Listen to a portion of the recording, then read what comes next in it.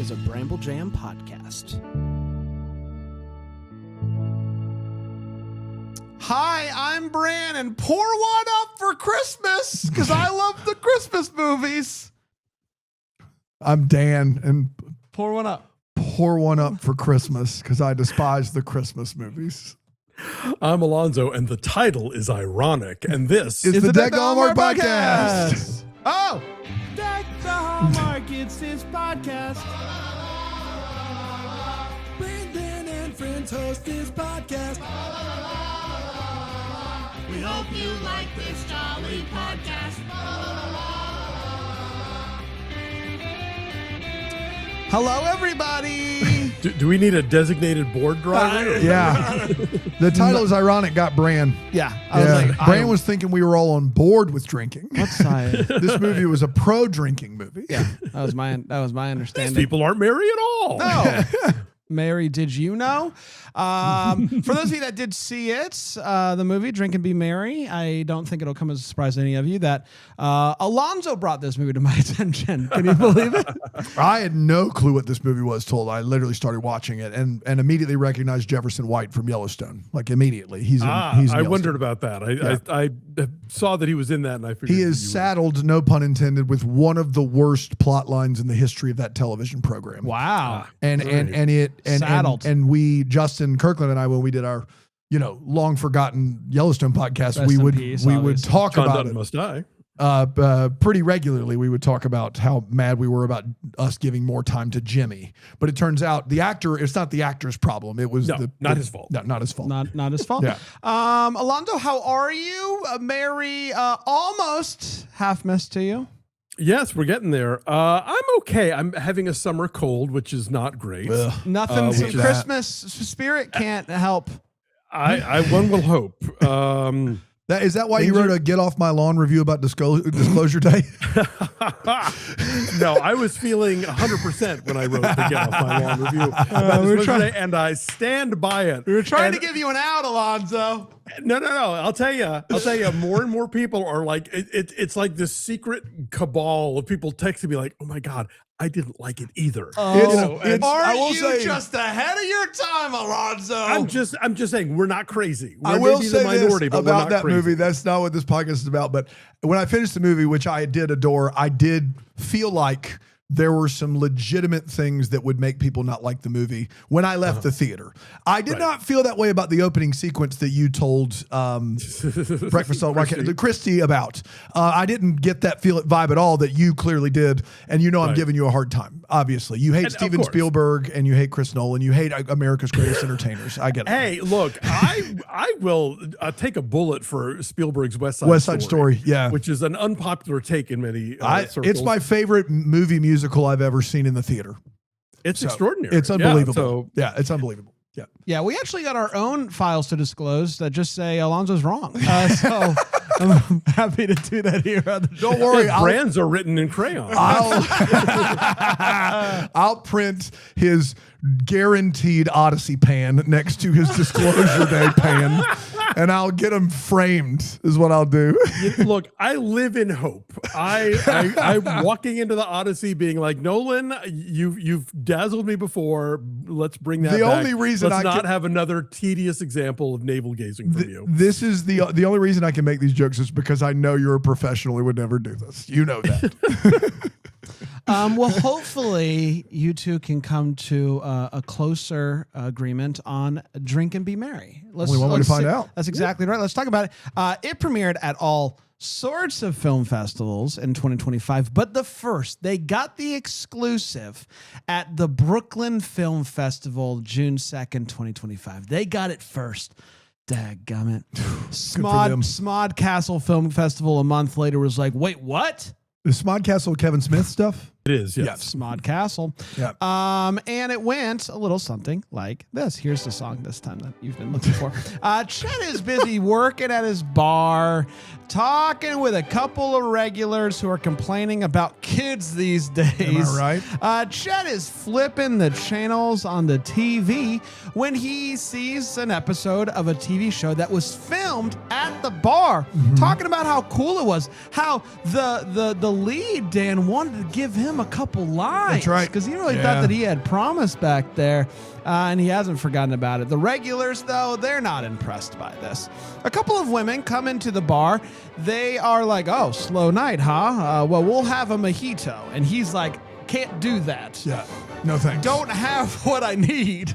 And they're like, okay, well, a couple of vodka, do vodka and do soda, do ice. And we'll go with that.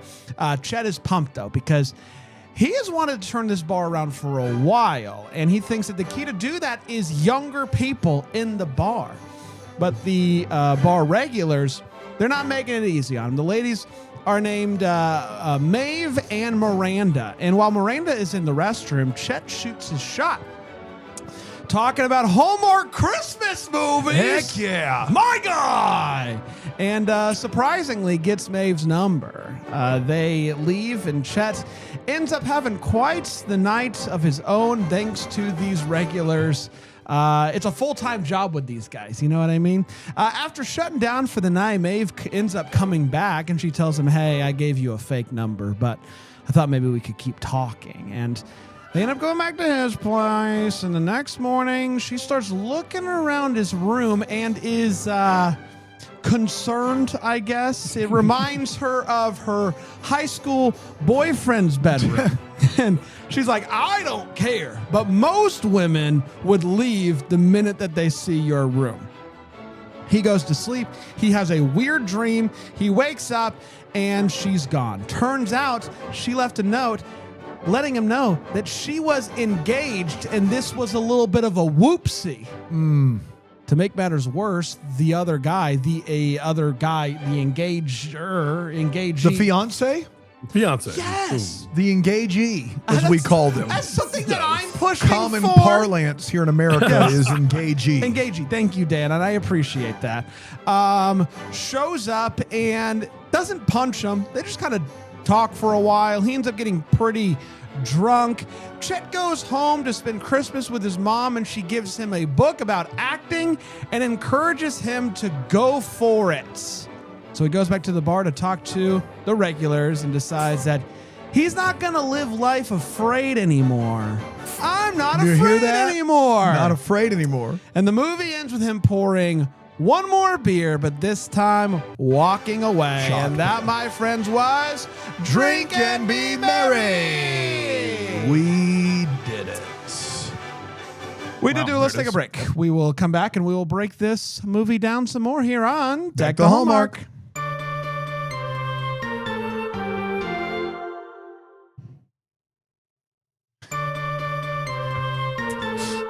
I don't know if you guys can hear that Yeah. outside, but they're doing a lot. They're out doing a there. lot This out there is, right now. This is a real They're Alonzo repaving. getting his trash picked up. It's a situation. big garbage day. Look, and also we're lucky because the apartment next door to us are getting new floors installed. Oh my gosh. So not this weekend. Not only have I been having to deal with the summer cold, but every single time I've tried to like lie down and rest a little. Oh my goodness.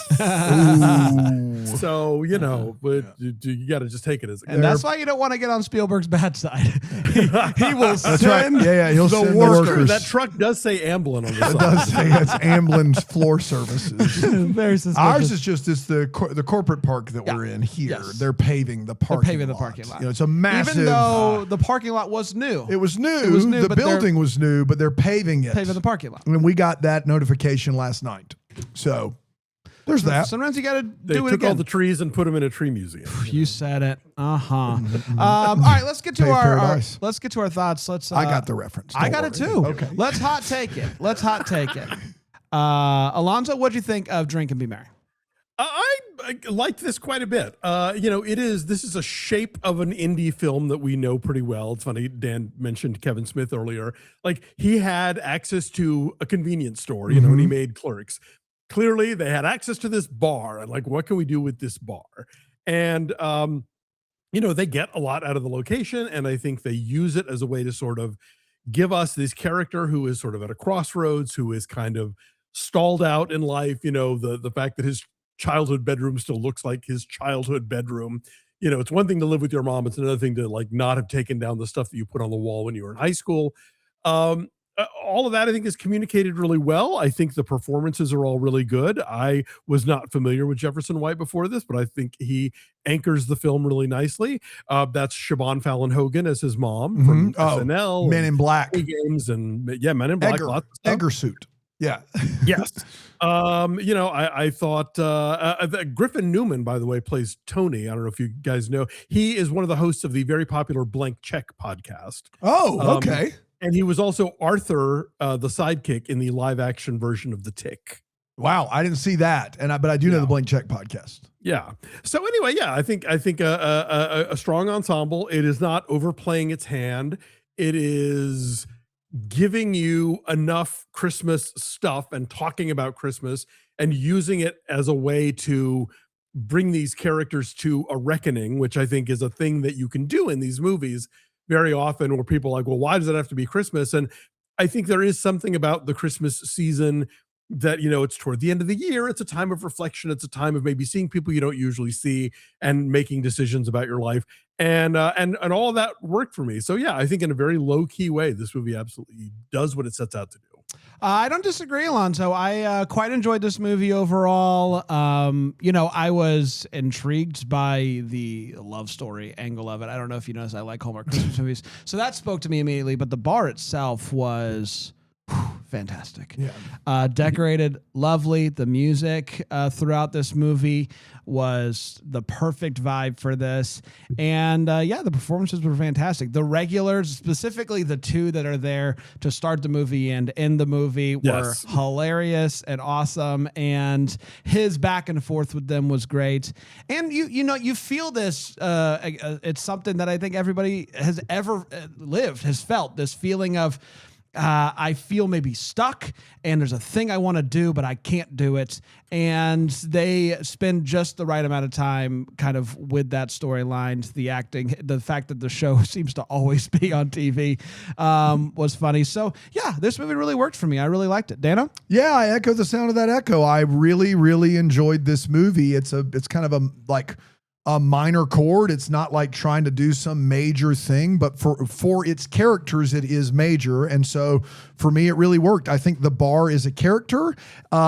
It's so incredibly homey. The way alcohol is a character in this movie, the shots of all of the different drinks that are poured, have this crazy effect where they look incredibly enticing at the beginning of the movie. At the end of the movie, they look sickly.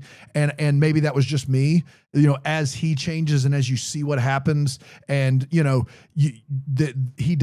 director does a great job of showcasing a similar shot, but after you're watching a story, it kind of turns your stomach, and it's very, very successful in that regard. Jefferson White, who is really good in an sometimes unfortunate plot line in Yellowstone, is really excellent in this movie. I think he has a scene where he eats a plate of cookies and cries in silence, and it's great, like really, really good. And so, I was like, how'd they get that footage of me? Am I right?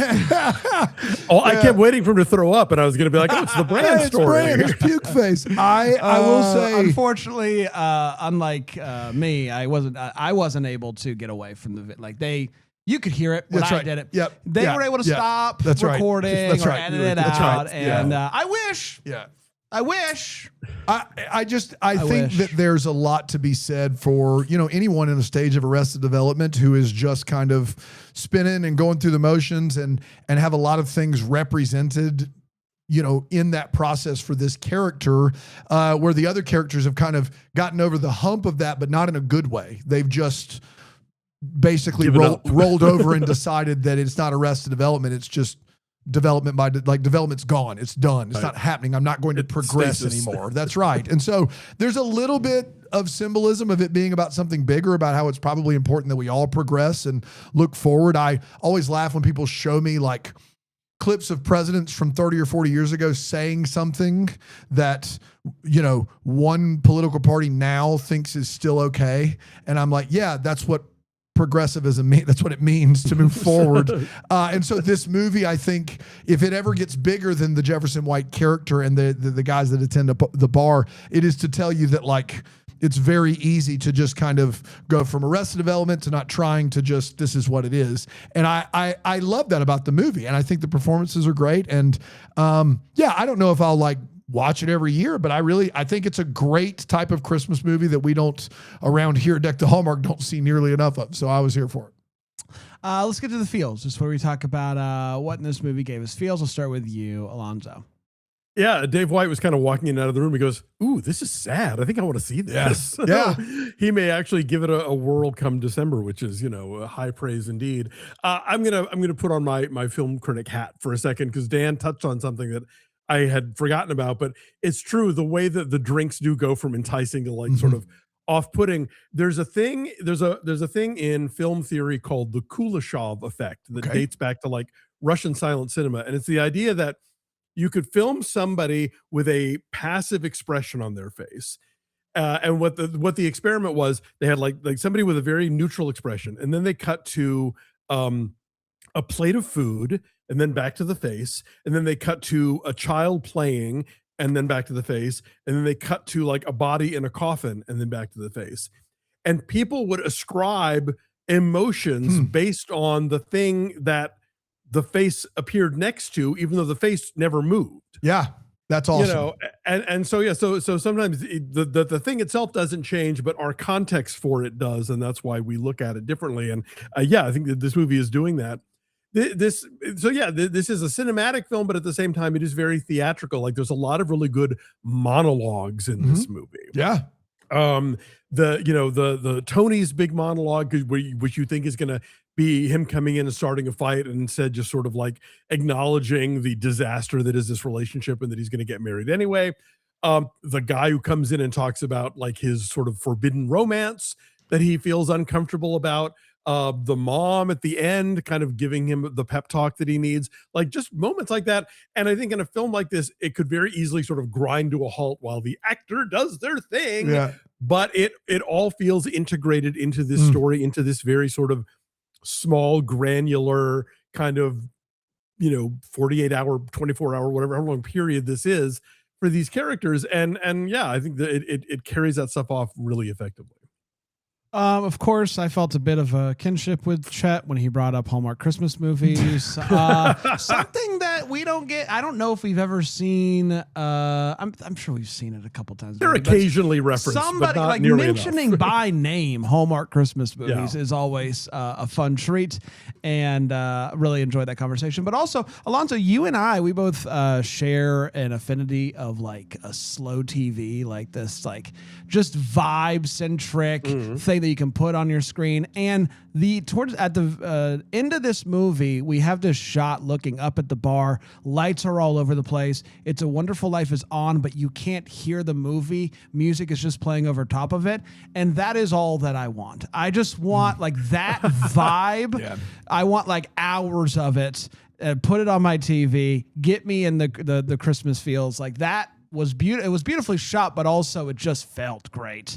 And I loved it. I need that. Dano? There's a Netflix short that was actually nominated last year called The Singers. Alonzo, did you see The Singers? I did not. Okay. I've been trying to get other people to watch this movie ever since I saw it. And it's like 20 minutes long. And I literally, in the first 15 minutes of Drink and Be Merry, had to look up the Singers on my phone because I swore it was the same bar. It isn't very similar. What I will say, this is an excuse to talk about The Singers, which I just think everyone needs to go see. The Singers is the photo negative of this movie. It is the what are the good things that can be found from male camaraderie in a bar? Like what can be found from community and a safe space and going through things together. So like if this movie's like, man, this is depressing and alcohol's ruining everything and like all of that, yes, we get it. Well taken. 17-minute long, The Singers on Netflix. It was nominated for Academy Award for Best Short Film Live Action. This movie in its aesthetic reminded me of that movie, even though it's not a Christmas movie. But I just need people to go and watch it. I need people to watch this so I can have someone to talk about how moving it is. So yeah, please go see The Singers on Netflix. It'll take 17 minutes of your time. Shot chaser is what you're saying. Yes. Yeah. Especially if you watch this first and you're like, man, like I was moved to tears. Short films moving you to tears in 15 minutes is doing something. I was moved to tears by The Singers is an excellent movie. Wow. Okay. But when I sing to you, you tell me to stop. Well, it gets weird, Bran, because you're right next to my face. But I say, you like the singer, like me. I love to sing. Let's take a break. We'll come back. We will get to the Wait What and the What the Hallmark here on Deck the Hallmark.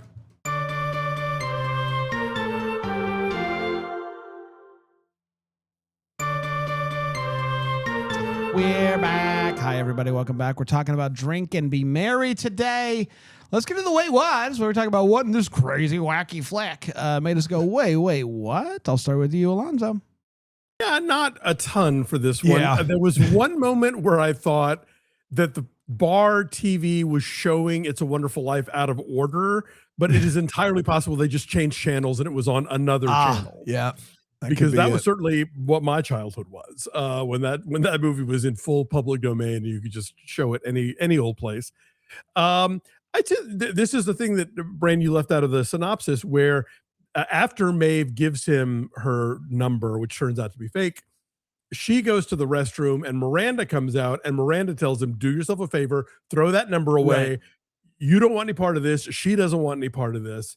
And of course, obviously, it's that thing where if she just said she's engaged, That's right. like the movie's over. Yeah. Instead, they make us think that Miranda's a bad person. Exactly. Or that there's some, other thing happening with Maeve that is trouble. But yeah, so that was a wee bit contrived. But She it was told him just contrived. enough to intrigue him. That's right. Just enough to be like, I true. definitely Stop would selling love to me. hear more. Yes. Trouble, you say. Interesting. When they come in, Maeve and Miranda, they seemed pretty okay with the setup, which is a bar pretty That's empty, right. two guys at the bar. That's right. And this one guy behind how did they get to that specific bar? Like, it just seemed like so crazy. Like, they're on their way to a Christmas party. Let's stop at this bar. I would have opened the door, looked in and gone, let's try another. Maybe not this one. But they go fully in and they go, you know what? Let's sit down. Which I am not even a single woman, and I would have been sketched out by this place. Like, they were really going for it that night, and that they had already had some drinks, so I guess maybe that played into it. But reckless, throwing caution to the wind. And then they would think this bar would have living mint in it, you know. Well, that was my what the Hallmark, but like, what parts of a mojito does he not have? Well, Mint. Mint would be the one that I would give him. Yeah. Like I the rest of that, I feel like every bar. Yeah, I think the bit was he doesn't know how to make cocktails. Yes. Right. Yeah, this is not a cocktail crowd. Right. So And- he and- just doesn't know what's in a mojito. That's right. So and he what's doesn't. the thing with the Muddler. Right. Yeah. Muddler, thank you. But Yeah, he doesn't like really- he doesn't know how to make cocktails. I thought was like, he's not a mixologist. Yeah. Like, he's definitely serving some rum and cokes or some things like that. Sure. A mojito is like what, like it's mint, a muddler, simple syrup, lime, and rum. Right. Like, You think this bar has simple syrup in it? Yeah. Let alone This the was, lime. well, that's where I guess that is my actual question. I saw a bar with a lot of bottles. If this is 3 taps, a bunch of cans of PBR, and bourbon on the counter, all right, we're going to Deadwood. That's fine. This bar at least looks as though like they have things to service drinkers. Well, like for that matter, it's called the Witchin' Ale. yeah, or whatever. Yeah, Is there any food being served in that place? Yeah. Is there a witch to be found anywhere? that's crazy. No, there's actually just an actual witch in the back, Okay, and fair she enough, kind yes. of like La helps. Bufana is, Yeah. in Yeah. the ladies' room with the towels. No, I think maybe that's part of the thing of the maybe when the uncle ran this place and it was a neighborhood joint, they had all the bottles and they could make you whatever you wanted, and he sort of inherited what's left of this place, which is all the bottles will show there, but nobody ever orders the amaretto or whatever things that are lining the back wall. And somebody's making him go into work. He's like, his mom references like that guy's making some dude we don't meet.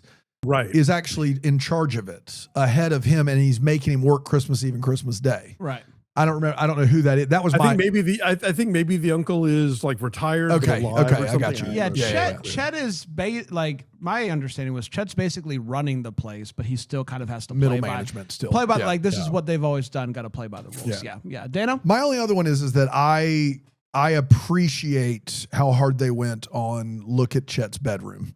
I also think it's a click away from a horror movie. Like, I don't know how many high school boys' rooms have the bottom half of dentures like up on a man. Like I know I was a high school boy. My room was a train wreck, and it probably had less wall coverage than what Chet has in the movie. But some of the stuff in there is just top 10 signs you're an axe murderer. Like it's The not monkey mask, right? Yeah, the monkey mask, the bottom, is that the maxilla or the mandible? It just one half of a jaw is sitting there. And I was like, we didn't need to go this hard. When you see random shelving and a Pulp Fiction poster, we get it. Like, we all understand. We understand you've not grown up. We understand it. Did I have a Batman and Robin poster up in my room as a kid? Yeah, man. Because I thought Alicia Silverstone was awesome. And I was like, Happy Pride Month, everybody. Yeah. I'm here to help. I'm trying my best. And You're an ally, Dan. Yeah, thank you. No. That's why I told that story. And so I just thought it was overkill. I see it in your that notes. this guy, that's right. Yeah. That this guy had just a mandible in his, like the monkey paw, that movie, whoever did that, like this, there's some things going on in this guy's bedroom. You want to talk about going to the bar and being skeeved out? You walk into this bedroom, you're walking the other way. 100%. You are walking the other way. And then what movie was that? The Brad Pitt movie it looked like it was in Chinese or Japanese. What movie was this? A Brad Pitt right behind his bed. God, I forget. It wasn't 7 Years in Tibet, was it? No, he was, but he was in a suit, but he looked like he was an action movie. Is it Bullet Train? That would have been way too soon for that. Yeah, Because this is Maybe it was 2019. maybe it was 7. Maybe it was 7. Yeah, Could have been 7. That's what I'm going with 7. There you go. Yeah. Fair enough. Let's get to what the Hallmark questions that we still have that we would like some answers to. I'll start with you, Alonzo. I, for one, would watch a whole movie about the impending nuptials of Maeve and Tony. Yeah. Because those two are a train wreck. Wow. The fact that they both cheated on each other and are sort of like resigned to being stuck together because the families are already bonded. It's like, oh man, Oof. let's sort through this debris. I need to know more. Yeah. Oof. I don't with want you. to beat you up. I just kind of want to chat. I want to Yeah. come to you. I just want to chat with What you. a funny, the way that scene unfolded was Yeah. real funny. Yeah. Like, they did a great job with it. I'll keep going down the witch road. A witch is running this bar, and the TV. You mentioned the TV, Alonzo, but like, It's a Wonderful Life is shown all out of order or on every net channel. The bar, the TV show that the bar is in, is on all the time. On the scene where the bar is like where he's it's like on a loop. I think that there's something shady going on with this TV. I think the witch is up to something. The witch is up to something. It's a very specific witch that only wants you to watch two things. Yes. Yeah. It's a Wonderful Life and a specific scene from a TV show and soccer. In soccer, One of those, of course. One of those, which Communist soccer, of course. That's my theory on what's Yeah. going on there. Dana? I mean, we did mine already, but I will say this may be just, it's my naivete. In South Carolina, if you run a bar, you have to serve food. It's required. You can't you can't be a place that just serves beer and wine and liquor. You have to serve some sort of food. It's required.